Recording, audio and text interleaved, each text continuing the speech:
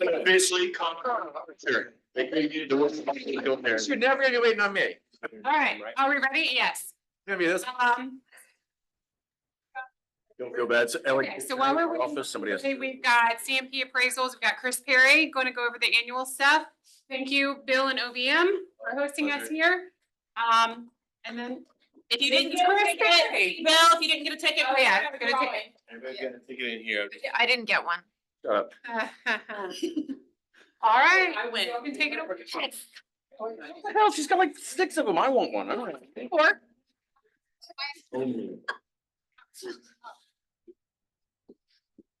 All right.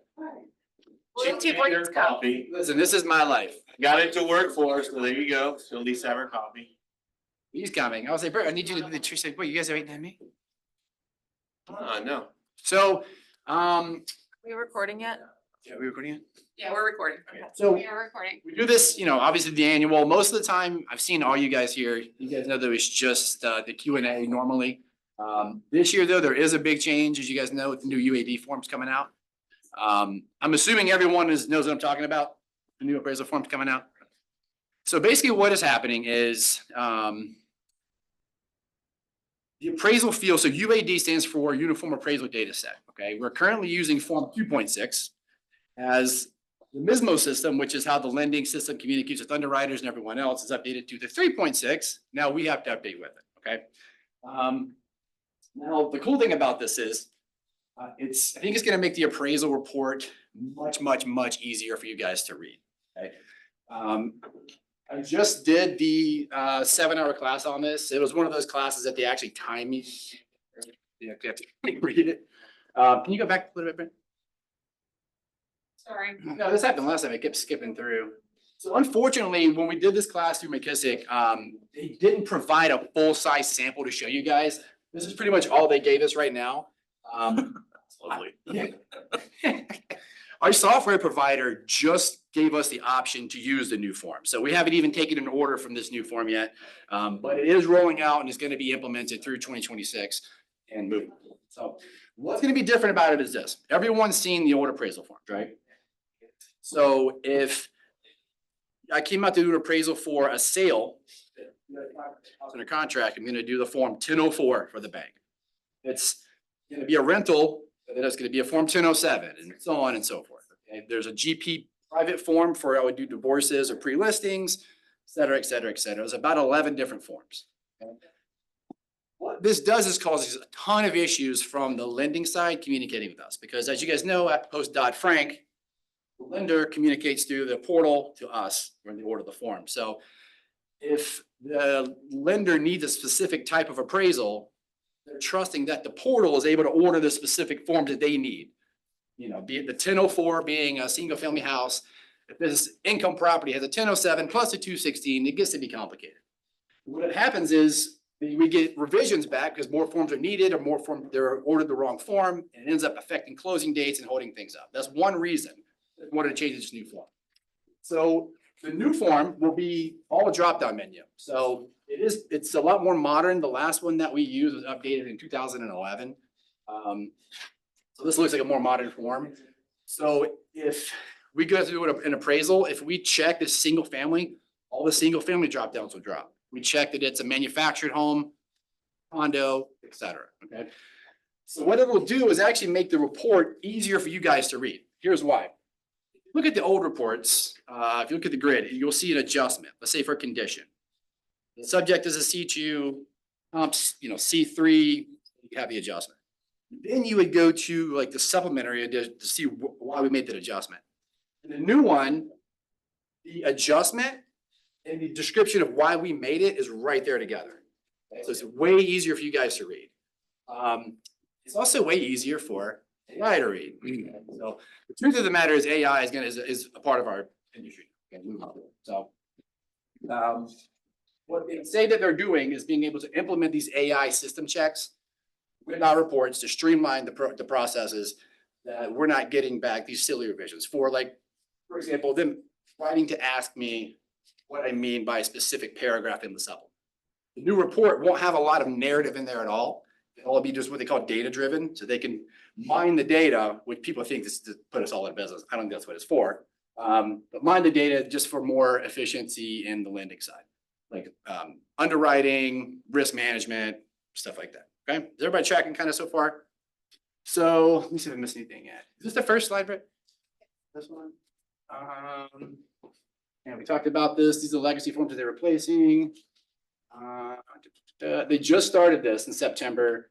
And again, the broad production is starting up in, soon in January it's mandatory by November 2nd. So I actually think this is gonna retire a lot of appraisers. Does anybody know any curmudgeon appraisers? Yeah. Yeah, shitloads of them. Actually, No, No, it is. the most. Not me. ones that I keep getting. I have one. Well, I think it's gonna end up retiring a lot of them. So when I got into this industry after, getting into law enforcement, how long ago now? 12 years ago. I remember going on the forums for the appraisal industry and just everyone there was like, it's the industry's dead, it's dying. This is, 15 years ago. So I can imagine, but I've done pretty well since then. I can imagine what they're saying right now. So I don't check those, but It's not very positive. it's never positive. Nobody Lots likes, of these guys are on the edge of retirement anyways. old people don't like change. No, and this is significant change. Big question. Do you think this will make appraisals? Go back, Britt. Do you think this will make appraisals more uniform across the board, like value wise? Like, cause like right now, it seems like it literally depends on the appraiser you get. Like, some of them are wildly inaccurate. Sure. So- Yeah. No, I think it will. And here's why. So here's where you get we talk the wild inaccuracies and appraisals, okay? That comes from above a couple of different sources. Number one could be clearly appraisals are humans, they make mistakes. Our industry, we can have it because that post Dodd-Frank, we're in a position where if we want to, we don't really have to talk to anyone. Okay. So what can happen is like your adjustments can stagnate, meaning after a period of time, after doing so many appraisals per year, well, pool is always $15,000 in the grade day. That's not true, okay? But it gets to that point. I always make a $5,000 adjustment for a half bathroom, right? And they get to that point where they've been doing that adjustment for like 6, 7, 8 years straight, okay? So what this new form will do is, let's call the old form, trust me, bro. Okay. See my, and the new form would be see my analysis. Okay, meaning if I make an adjustment for time on market, let's say the settled sale was 9 months ago. I have to show it in the data set with like how the market is performing. We do that now, but we use a legacy form called the market conditions addendum. It shows 3 months blocks with the average price. It doesn't, it's not very accurate. It's too broad. You really can't get any data from it. With the new form, when we make these adjustments or don't make an adjustment, we're gonna have to make a comment on it because you're gonna be able to scroll right down and see how the market's been performing. So there's been a relatively flat line. You'll see there's gonna be no adjustment. You see that there's been like a $10,000 average adjustment. You see the positivity. So will it make it more accurate? Yes, insofar as it explains the analysis much better. So it's easier to question. Right. Specifically just having the adjustments and the reason for the adjustment described in the same cycle right there, it's just much easier to compare apples to apples. Versus say, subject is a C2, subject is a C2. You can make an adjustment for that, the current one, but you say, well, if they're both the same condition rating, how do you do that? Well, the new form, it'll say, yes, they are both the C2 condition rating, which you guys know like renovated, but this was renovated to a higher extent. Therefore, that's why you get the adjustment. Okay? So yeah, it should actually make it that way. And what it should do is streamline the process back between the appraisers and the loan officer.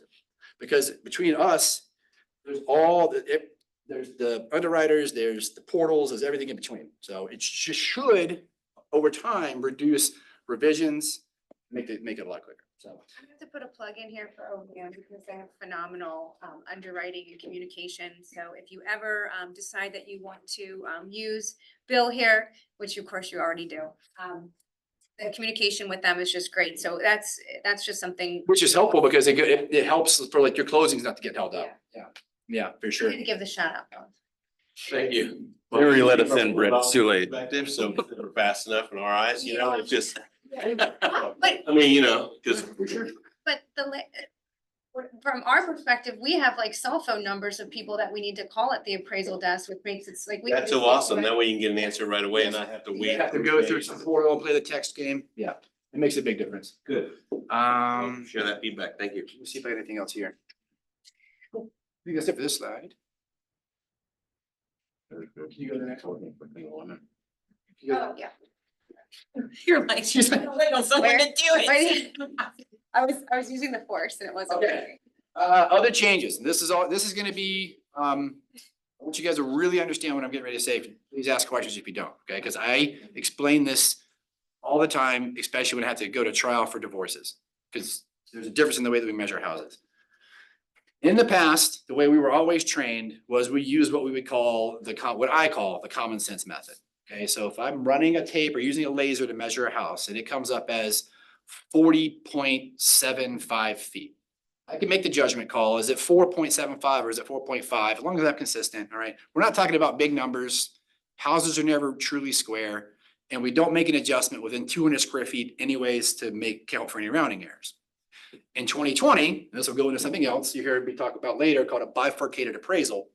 During 2020, rate slammed, everyone refied. You couldn't find enough appraisers on the planet to handle the load, okay? So they came to the idea of the bifurcated appraisal.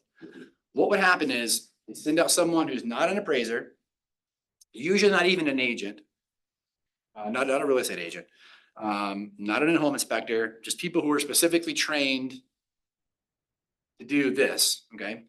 They send us the packet of information for us to do the appraisal as on our end.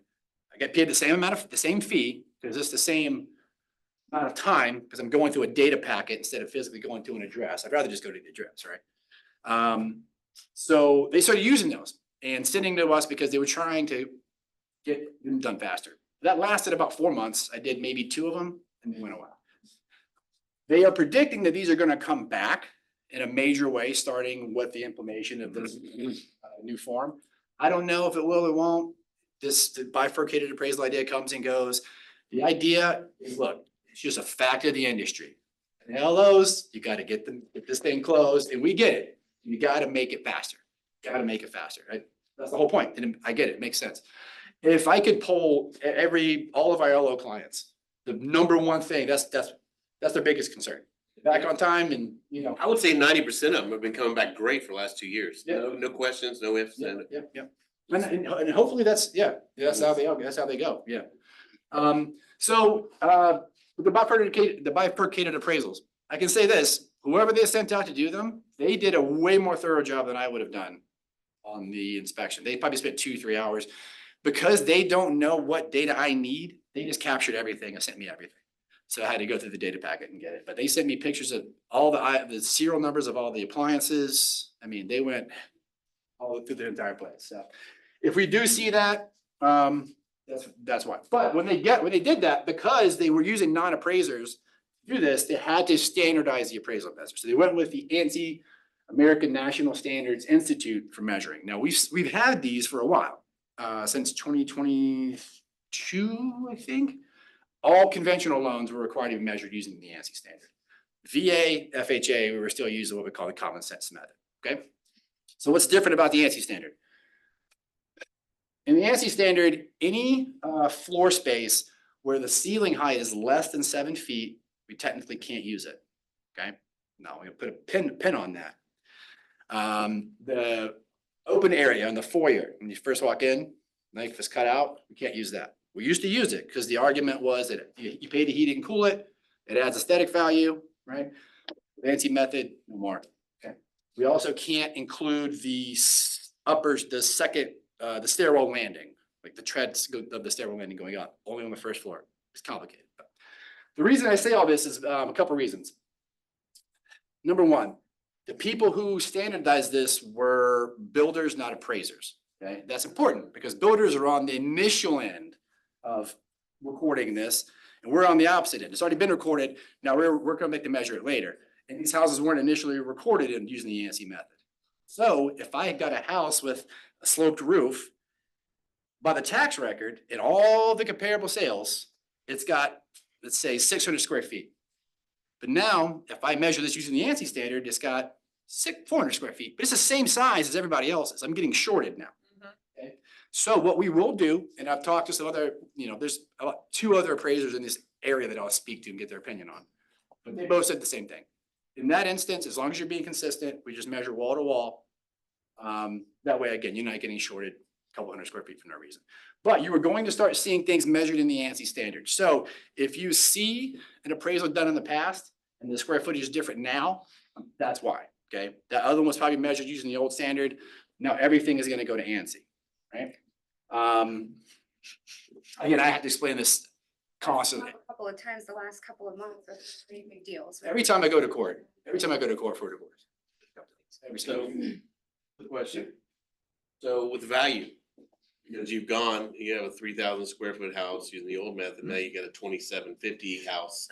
How's that gonna affect the value in your overall evaluation? This is a fantastic question. So what I'll do there is I'll do what I call truing the grid. Okay, so with my comparable sales, I've got to be consistent.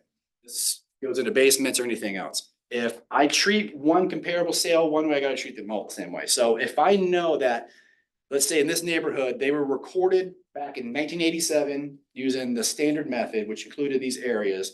Now I've lost 200 square feet, okay? 300 square feet. Well, hopefully I can find comparable sales in your market right around there. I look at them, they're the same style, I see what their tax record is recorded as and similar to yours. Now I can deduce, well, if I went back and measured that house, it's gonna be by the ANSI standard, same size as yours. Okay, so that's why we won't make that adjustment within, say, 200 square feet to get rid of the rounding errors. And I can adjust for, if I need to, I can adjust the reported square footage of the comparable sales. I can bump them up or bump them down, knowing that it's an ANSI issue. It's okay. And it could be a big deal. Like, we just did one for, what was it? Oh, yeah, we came in a little low on a contract price for a house, okay? The agent had an appraisal from way back, a long time ago. Used it, knowing that there was a second appraisal done later, had the ANSI standard, and it was a reported one. She opted to use the older one that was reported with the higher square footage. Came in low, of course, everyone's mad at me. So I've got to spend 4 hours explaining the ANSI standard, right? So in this house, let's say that bedroom, the master bedroom, like primary bedroom was about, let's say, half the size. Well, the closet, the 7 feet here and the closet sloped off. Well, the closet's like, the size of that portion of the wall to me, it's a significant amount of square footage, right? Mhm. The house is still the same size. All this now is no longer reported, right? Mm. Okay, so this is how it makes a difference. So with your pre-listings, if you have a pre-listing, if you go to a house and you think there might be an issue, when you're looking at, it's got sloped roofs, there you don't know, maybe there was an addition or whatever, you don't know the square footage of the house. Just get a pre-listing, just get it measured, need to know, okay? Because we've had cases where people, what was it, years ago? And don't go off of what the seller says their house is. Yes, don't do that. Because sellers always do this. They think they know what their square footage is. Then they'll put an addition on. They do the math in their head, knowing, but they're doing the math at the wrong number starting in the beginning. So they think they have 600, 700 more square feet than they have. And we had this happen where a broker called us for help. His client she bought the house, no agent originally. And then she got to refi it. She found out it was 800 square feet smaller than she thought it was. She paid cash for it. She calls him later. He was the broker, the listing broker in the deal. And I'm like, yeah, there's nothing I can do to help you now. Okay. So you gotta know how big these houses are. If anything, you're gonna get a surprise on the appraisal when it comes back that, we couldn't use the square footage. Okay. Everyone gets mad at me about that, but look, square footage is square footage, size is size. I can't do anything about that. We had another agent that thought that the former screened-in porch that they partially finished, she thought they counted a square footage and told her clients that, it went under contract, and it's not, okay? And it's not me, the underwriters who look at that and say, there's no drywall there. There's no floor. There's no permanent heating source. You can put up walls and windows, but that's not all. So yeah, she's mad at me because she's got egg on her, she's got pie on her face, because she looks like a fool, because everyone's like, yeah, that's clearly not square footage. And her client's like, what the heck? So, yeah. Make sure you know how big it is, right? Here, projects, so for condos, co-ops, et cetera, there's separate fields for the units. This kind of gets into the weeds. This is mostly more for the underwriter stuff. We're comparing like, elements of the one condominium to another and how it make affect the price. Let me see. Outbuildings. Okay. And on here, it just says that they're reporting that outbuildings separately. So ADUs, we get a lot of problems with, like, people ask me, what does this in-law suite add? And, okay, so if the in-law suite is attached to the house and I can access it from inside the house, this counts as square footage, okay? If I have to go outside to access it, it doesn't count as square footage to the main subject, okay? It still has value. Okay?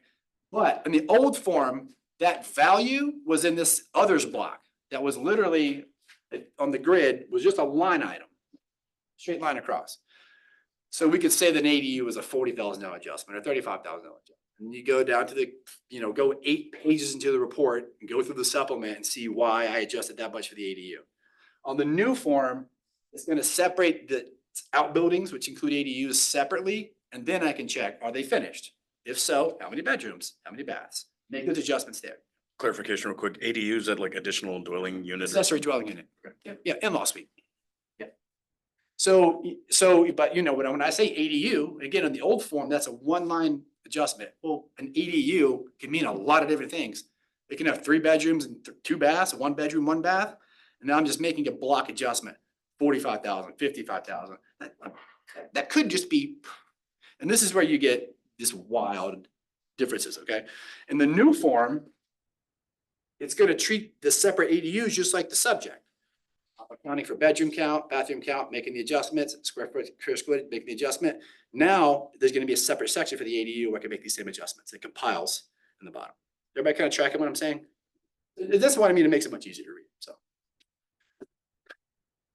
You get a clicker. I'm going to say click. Okay,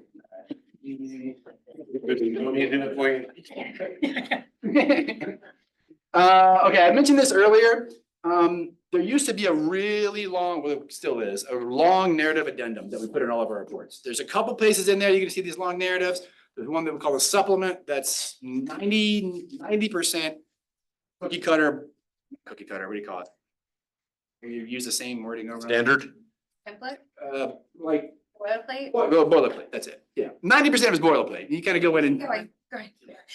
and just use symbols. 90% of it's boilerplate because you've got to say all these things that they're required to say. That Fannie Mae needs this statement in there, and there's gonna be a use PAP statement's got to be in there. In the new form, all those obligatory required statements are just in the form.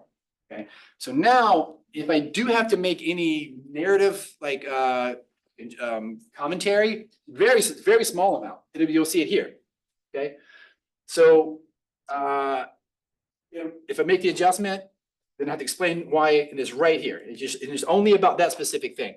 Versus the supplement that's again mostly boilerplate, and you got to kind of read through it to find why did I make an adjustment for how much for a pool. Okay, it'll all be right there beside where we're actually making the adjustment. So why do they do that?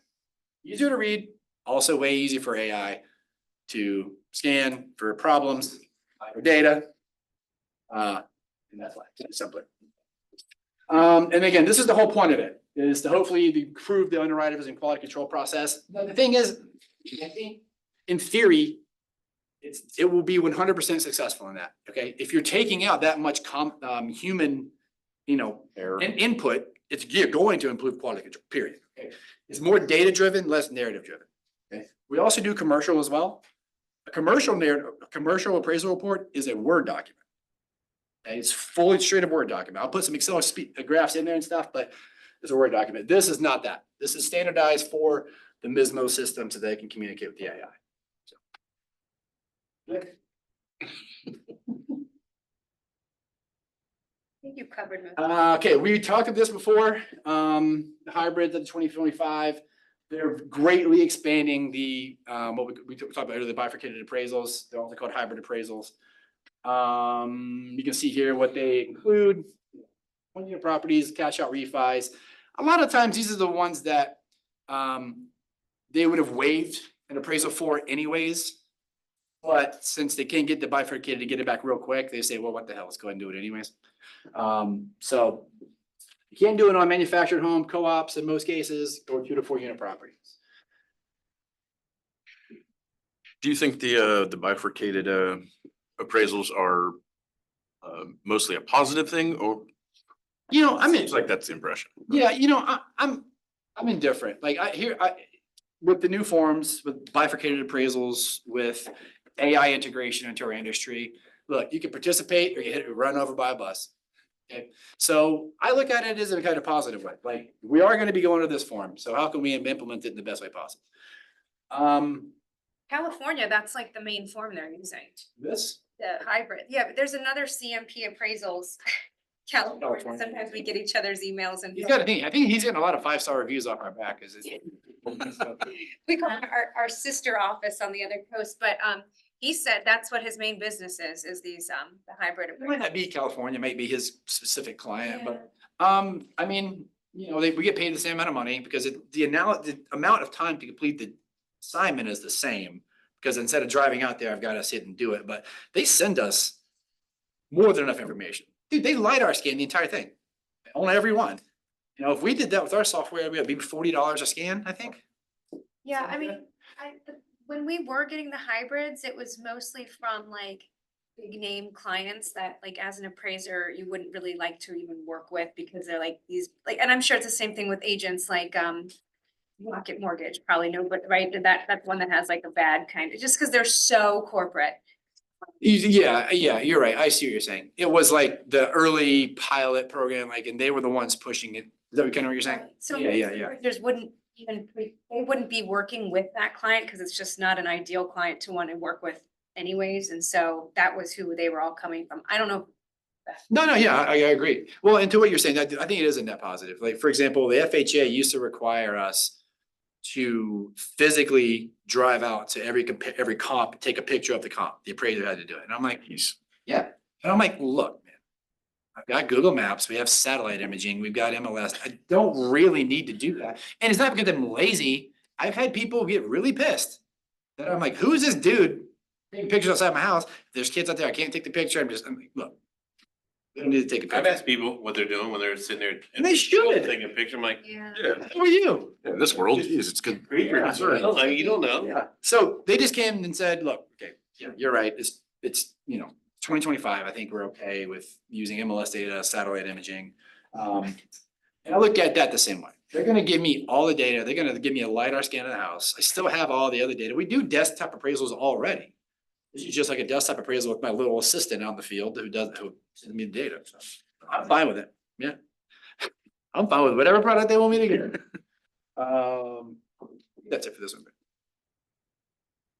The hybrids probably, the big catch 22 is if there's anything really, and the desktops too, if there's anything that's like an outlier, like significant about the property, like you spent a lot of money, renovating it.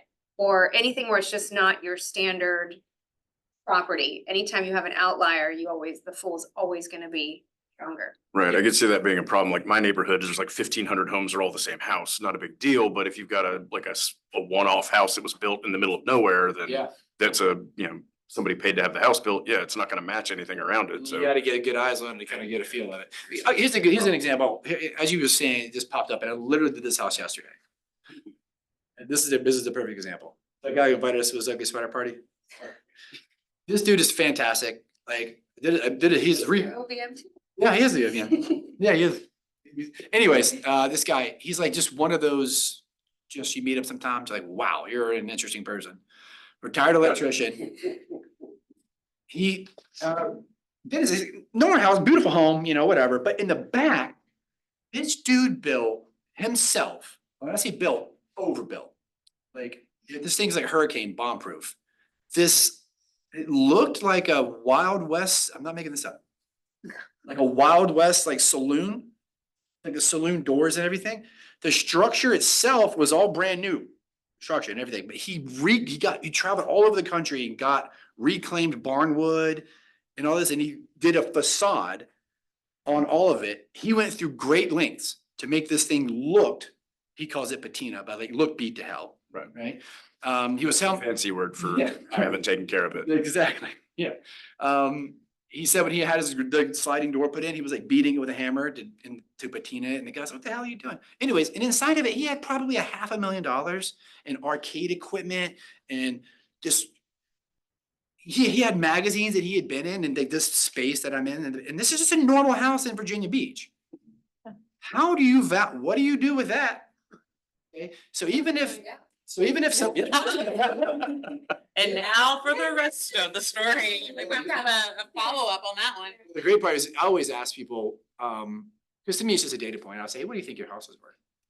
And he was like, man, I don't know, 900, That's interesting. I don't think I've ever had an appraiser ask me that. I think most people think that we can't. It's not, one, it's not true. And two, it's just, for me, it's a data point. You probably know a lot more about your house than I do, you know? You guys know I used to be a detective. Why would I not ask you what you think? Why would I not ask you? That seems asinine to me. Or egotistical, like I think I know, right? Before I do the assignment. But yeah, he was like, I don't know, man, 900,000, 1.7, I don't know. So I'm like, well, at least you got wide expectations. But so let's say you went out to do this inspection for me for this bifurcated, and they're gonna give you $500, you go out, you do it. You can LiDAR scan that, take pictures of it, do everything, do all this. But unless I was there talking to this guy and he explained to me and showed me what he went in, and he knew he wasn't gonna get his money back for it. It is for him, and he had 10 kids. Him, his grandkids, these kids and grandkids. But that's just my point. And he asked me how much value does this add? And I'm like, Good question. good question. For some people, for some buyers, nothing. They're like, I want to tear this out. I know it looks new, but it's old and this blocks the view. I don't want this. Chris, don't mess it up, because I want to go to that ugly sweater party. I bet it'll be fine. Delay putting this video out. So are you gonna have to do like the oh crap, I know the Before he different hears types funny of shit like about his barn types of shed. appraisals. Oh. It's like Cost approach or. cost approach, right? Yeah, no. So even with super unique houses like this, we almost never use the cost approach. Okay, the only time the cost approach is super applicable is one time, and that's the day it was built. But after that, it starts to depreciate, and it's kind of, we can't get good data. Now, we have done it before, and how do I say this? It was shaky at best. Okay, so it was in the Outer Banks, and this house was overdone, is not even like the proper word for this. A palace. It was overdone beyond overdone. It had almost $1 million in chandeliers. Wow. Insane. Want to clean those? I'm sure. Brittany, don't tell those. Sure, somebody else cleaned them. Yeah. Okay. There's a part of the story she likes to tell. Don't tell. Not in public. Ew. What to me is the client. Pause the recording. We'll be on track. We'll be on track. That's till the end. It's got 25 bathrooms. Which tile everything. It looked more like a wedding venue, and I mean, with the digital displays and it looked more like a wedding venue, which is probably what he was doing with it. But he said he thought the value was, I'm just gonna pick around numbers, and it was actually more than this, but I don't want to give a clue what house it was. He said he thought it was worth 10 million. He actually said more, but so I do the analysis, I go back forever, and there's not only, it's not like the house isn't worth it, there's nothing for me to compare it to. Right. Yeah. Right, so I'm looking at, let's look at the highest sales, and the highest sales are at 5 million, okay, 6 million, 7 million, and he's still blowing these houses out of the water. Sale. It's not for sale, this is a refi. No, I think it is for sale right now. Oh, this one? No. Anyway, don't listen to her. Well, so he thinks it's worth X amount, and here's the thing, he might have been right, that it was worth X amount of money because of how much it cost, or whatever. And I look at the comparable sales, there's nothing, go back 5 years, there's nothing. And not because there's nothing that compares to it. Even the active listings, they're listed for hire. There was one listed for hire, but had been on for years. So I ended up telling the client, look, if I use the sales comparison approach, I can prove that it's worth 7. Okay. Using the cost approach, the Marshall and Swift method or whatever, which Look, it's not that accurate from what we do, okay? It's just not. Again, the only time it matters is the day the house is built. After that, it falls off. By the, all those chandeliers we're talking about that were $1 million, it's personal property anyways. It didn't matter. You can take that out and leave with it. So, so we ended up coming in and it said, using the cost approach, it looks like it could be worth, let's say 10 million, okay? Higher than the sales comparison approach. And I said into the client, look, I have no data to support that value in the cost approach, other than this is how much it looks like it costs to build it. So anyways, came back later where it got reappraised, came back in a little lower than, of course, the cost approach. And they asked me to recertify the appraisal, and I write back and say, look, there's nothing there. There's no data. There wasn't any data then. There's no data now. I would suggest you go with the new appraiser's value. Because it was a year since I did one. So the cost approach is very, very sketchy in the way we use it. We will only ever use it to kind of back up the sales comparison approach. Who knows? And that was one thing I did have a question about, because we had a very similar, like a type of house, that just wasn't here. Mhm. But you could find that type of house in other locations in the country. Yeah. And so could we not compare to there and then compare the sales approach difference of what? Yeah. And do that way as long as you found something Yeah, someplace? yeah, and listen, it can get sketchy. So we did, we worked together on doing a Frank Lloyd Wright house, a true Frank Lloyd Wright house. So what's your market area for a Frank Lloyd Wright house? Like a true Frank Lloyd Wright? I mean, it could be dozens and dozens and dozens of miles. So yeah, you gotta, sometimes finding apples to apples is, you're not gonna find it. You're just not gonna find the same something to compare it to, so. Like the Pungo, like the duplex in Pungo we did. Only one. Can you do, like, can you add value to things if the home has got a whole bunch of stuff like a clay oven outside, like a pizza oven built in, Yeah. a big one? Do you add value to that? Yeah, I think so. I mean, I'd say a pizza is like a cake. Everything that goes in, Matt, I'm not a pizza. A house is like a cake. I used to say house is like a pizza. House is like a cake. Everything that goes into it matters. Even 2 pinches of salt makes a difference, right? So, you know, when I tell clients, this is like, when I come out to look at your house, I'm looking at it like a buyer. I'm gonna notice the outdoor oven, I'm gonna notice the pool, I'm gonna notice this, I'm gonna notice that. I'm not gonna care what color your bedroom is, 'cause I'm gonna repaint it anyways. I don't care if the lights are missing, because that's a trip to Walmart. I don't care about that. 50 cents a Yeah, piece. I don't care, right? So I'm looking at what are the buyers gonna be looking at that makes a difference. Okay, there's the obvious things, kitchens, baths, floors, clearly, right? Then we get into the sub tier of things that some people look at, some people could care less. Generators, all copper plumbing, garage ceilings that are 11, 12 feet, right? Some people don't care. Why would I want a tall garage? A car guy's gonna say, I can build a lift in there. I can put my Corvette in there. So that's kind of the hierarchy where we go, you know? So clearly is where is it, what school is it in, how many bedrooms, kitchen condition, bath condition, you guys know this, okay? So those are the things. in Condition. That's it, yeah. Well, Are there any more slides on the? Not on the hybrids. Click. Yeah. So that's, how much time do we have? 12 minutes. Wow. Okay, well, that was the brief update I wanted to do on the new form. I took the whole thing. Sorry. So normally, we can just finish up with just some questions. You guys have anything? Anybody have anything pressing right now? Poofta. Buck out of thin air. Oh, yeah. Hoofta? We're not allowed to poofta. Look at it. Only an hour. Yeah, I don't know how to put it in there. I do want to talk about this. I don't want to say names because, but I'll just say a very, very successful broker who I love, and she is a killer. Oftentimes, you know, she meets those definitions as well. I was like, no, I didn't. Checking. I didn't, whatever you want me. She meets all those definitions as well. Monster. There's a different one. She asked me yesterday a question about basements and getting like how amazing and great she is. It blew me away that she's like it's how hard it is for us to concept basements here and how we deal with basements. It wasn't me. It wasn't you, but if you have that question. Doesn't mean, no, I come from a world of basements. Here's the thing. When I trained in the DC area, originally as an appraiser, okay, everybody has basements. They're very easy to deal with. We know how to deal with them. Not a problem, okay? Fannie Mae says if any part of the structure is below grade, it is not considered square footage, it's a basement. Okay? That could be devastating to some houses. Devastating, when you cut off half their GLA. Okay, so in parts of the country where we have basements, you don't have it, it's not a big deal because every house has a basement, there's data sets to deal with every situation. And we know in the legacy grid how to deal with it. There's a section, roof below grade, we give it value just like above grade, 5,000 this, 5,000 here, yada, yada, yada, yada.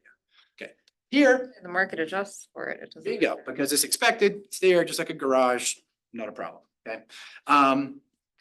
Here, the good news is I don't have to deal with measuring that pain in the butt, because they are pain in the butt to measure. But when they do pop up, it gives me a whole different set of problems.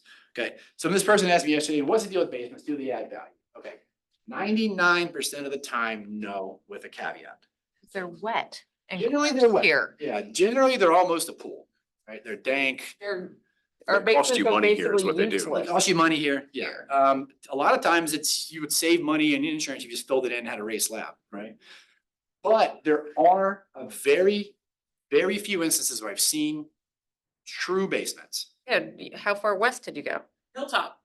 There's a few in Norfolk. West Virginia. Yeah, Norfolk. There's a couple. Back in the day, Hilltop, I don't know if it still is after all the boom, but Hilltop was our highest point. That's why it was called Hilltop, was our highest point in Virginia Beach. And there's actually a couple way back in there that actually have true basements. I did some REOs on them and they were true basements. That's fair. It's like pumps and whatnot, you know. That's perfect. One that had a really nice wine cellar over there. I showed one. That's same one. This is exactly the one I'm talking about. That's exactly the situation I'm talking about. All you gotta do is find a 4-foot by 20-foot grade slope around here and you got this issue. Build on it. Yeah, it didn't take a lot, right? Okay, around here, if I ever actually really honestly find a basement, like the one you're talking about, truly finished with a wine cellar or a bit, what I would, and Fannie allows me to do this, I will include it in the square footage. Really? So what do you do on your, I'm only asking because I do REO. So what do you do on your, so with that? So with REOs, they have the same thing as the, because we're doing a desktop. So they have the above grade and the below grade. And then some of them ask you to give a price point up and down on it. And I usually write it out describing why I've done what I've done. But so what do? Do you put it all above grade or do you put below and above and then price point it out on the below? Okay, so I wanna make sure. I wasn't that other broker. Okay, so, Fair.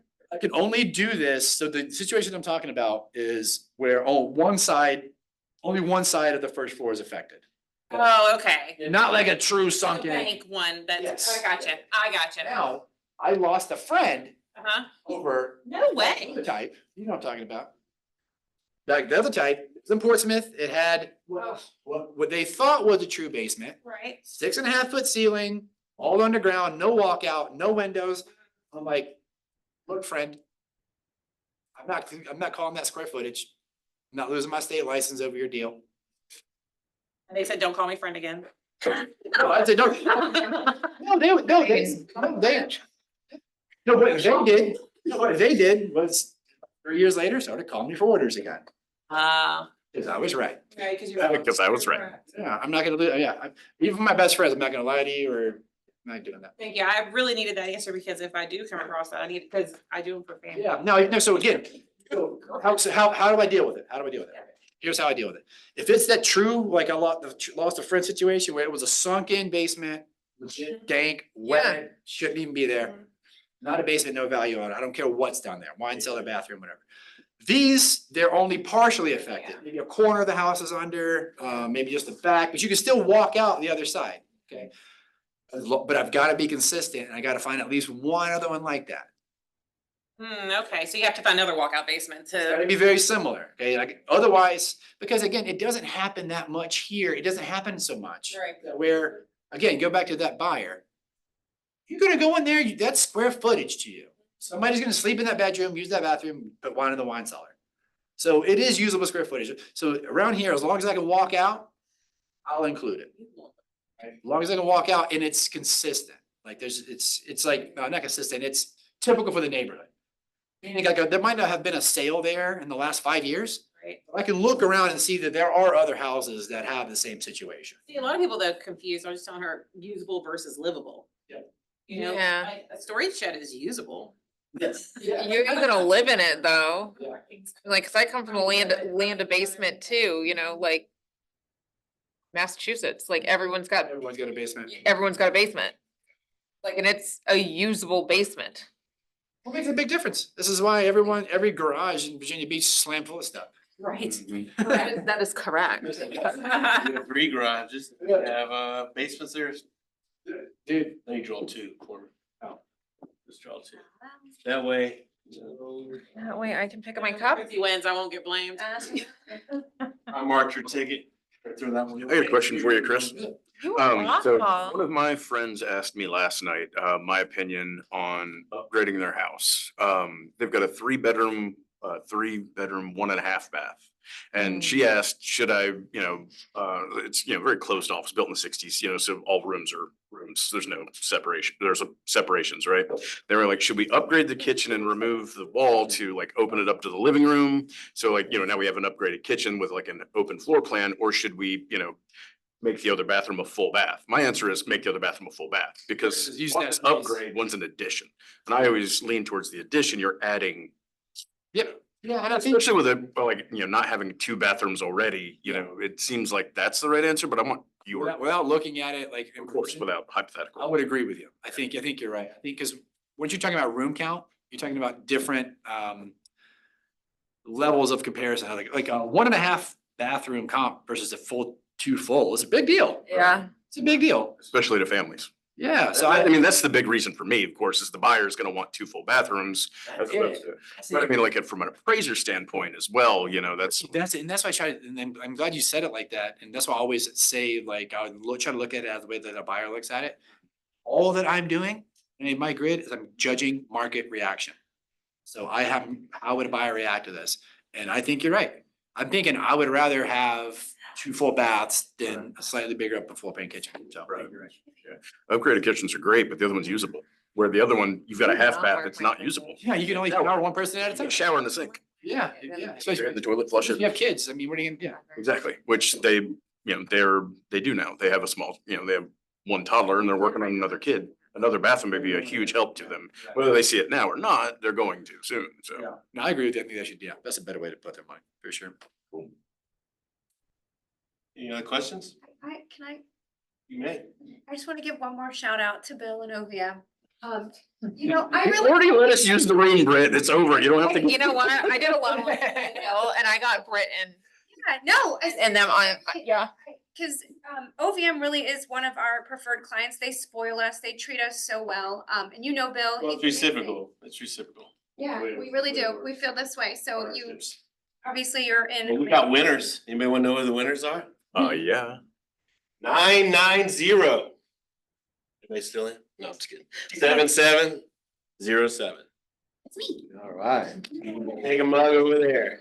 And 997-9907-713. Deja, that's you, because I have your name on the back. I actually entered you in and I entered Lauren in, I entered Rebecca in with their names on it and showed Thomasina. Nice. So you two can pick up a cup when you're done. We Nice. appreciate you all coming. Chris, thank you so much.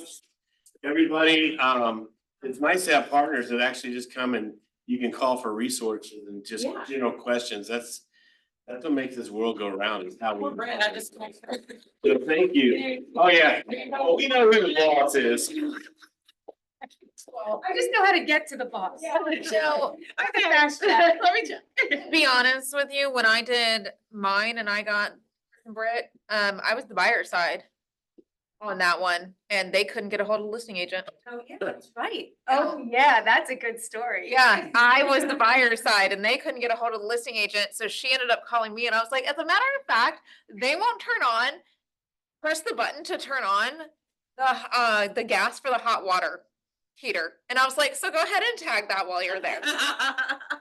She was like, well, it might take you longer to close. I was like, at this point, I don't care. Well, they did use one of my appraisals and we needed a final back and I can't remember which loan, but Anyways. came back quicker. I was like, go ahead and dang them. We do that. You can do it from yours. if We you're- never know, we never know who we're. And I'm not allowed to contact you, so legally I can't call you, but the agents can speak. Yeah. And that's a good thing.